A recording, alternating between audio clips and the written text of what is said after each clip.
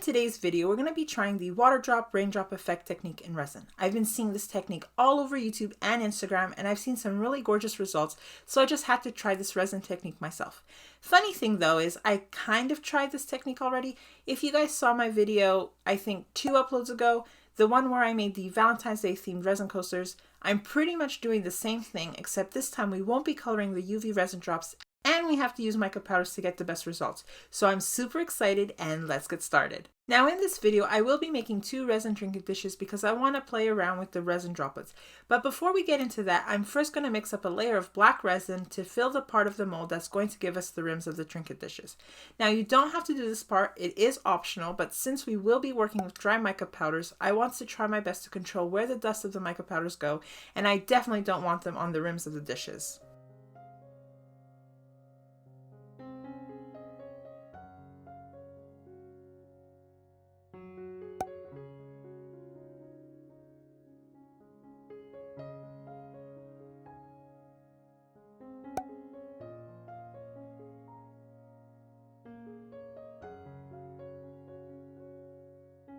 So now that my resin is cured enough for the next layer and I cleaned up my overspill, it's time to go in with the UV resin. For this first tray, I'm going to try and keep the resin drops as uniform as I can. I will be making big ones and small ones, but I want to keep the droplets as circular as possible. I'm really curious to see the difference between both trays, since for the next tray, I will be manipulating the shape and size of the droplets more.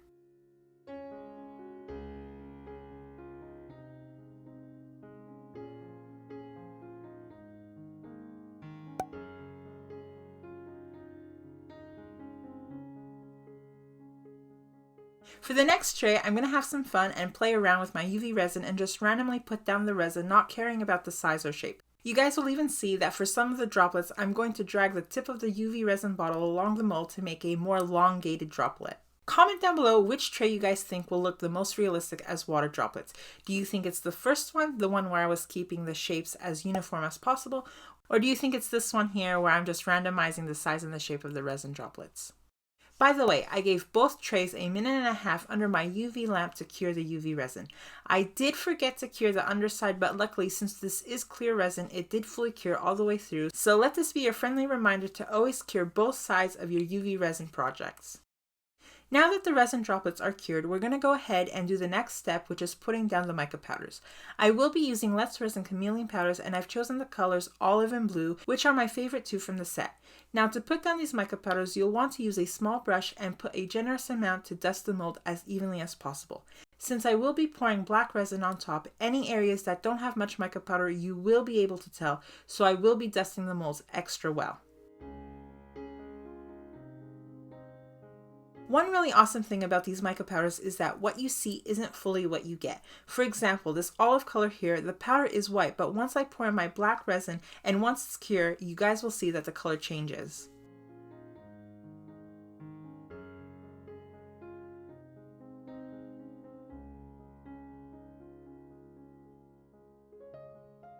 And now all that's left to do is mix up some more black resin, pour it into the molds, and wait until the resin fully cures.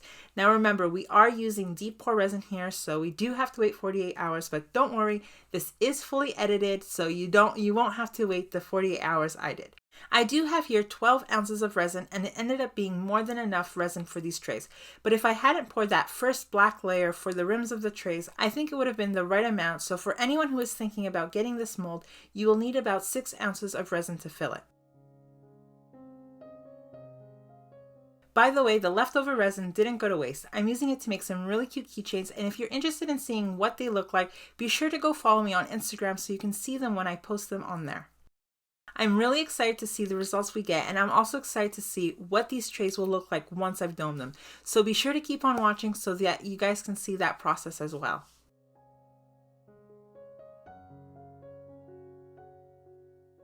Okay guys, so it's been 48 hours and now we're ready to demold our trays. So let's get to it.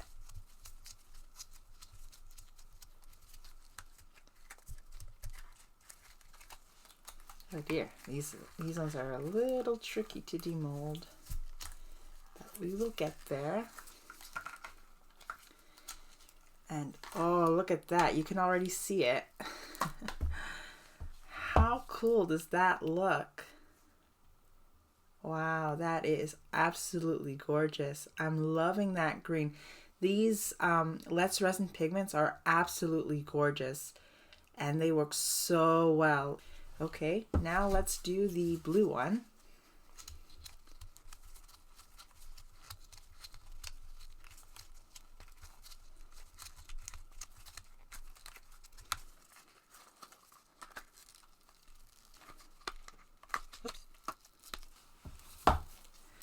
And here's the blue one.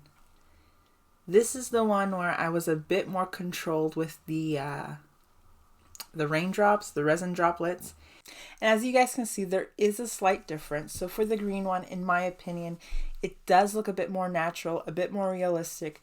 The random resin drops do look like real raindrops. And as for the blue one, because the droplets are a bit more uniform, even though there are a couple that aren't, it does look fabricated. And it's really interesting to see the side-by-side comparison and see what you can do with this technique. Be sure to comment down below which one you like the look of, the green one or the blue one. So now what we're going to do is I'm going to go ahead and mix up some more resin, and we're going to lay a thin layer of resin down. And the purpose of this final layer is to dome these trays. The dome is really going to make the mica powder and the resin droplets really pop and bring them to life. So I'm going to go ahead and do that, and I'll be right back with my final thoughts and the final results.